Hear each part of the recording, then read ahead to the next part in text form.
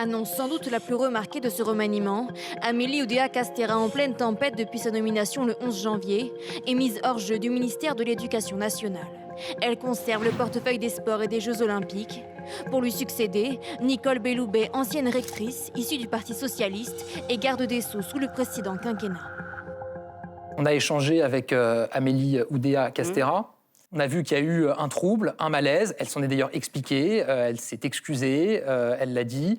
Mais moi, ce qui m'importe le plus, et je sais que c'est ce qui lui importe aussi, c'est qu'on puisse avancer pour l'école. Et donc, les conditions pour pouvoir avancer pour l'école n'étaient plus réunies dans l'immédiat. Malgré les critiques de François Bayrou, qui annonçait qu'il n'entrerait pas au gouvernement, le MoDem conserve 4 postes. Marc Fesneau à l'agriculture, Salah El Haïry, ministre délégué de l'enfance, la jeunesse et les familles, Jean-Noël Barrot, ministre délégué de l'Europe, et Marina Ferrari, secrétaire d'État chargée du numérique. Parmi les 20 nominations effectuées aujourd'hui, le député Horizon Frédéric Valtou, ancien président de la Fédération hospitalière de France, entre comme ministre délégué à la Santé.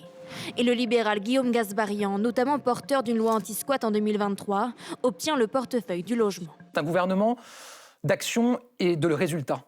C'est sous ce sceau-là, et c'est ce que j'ai dit dès le soir de ma nomination, que je place mon gouvernement. Il faut agir sans relâche, avoir un diagnostic très clair et très lucide, assumer quand il y a des choses qui ne fonctionnent pas, y compris si c'est des choses que nous, on a lancées. Le gouvernement Attal, désormais au complet, compte 35 membres.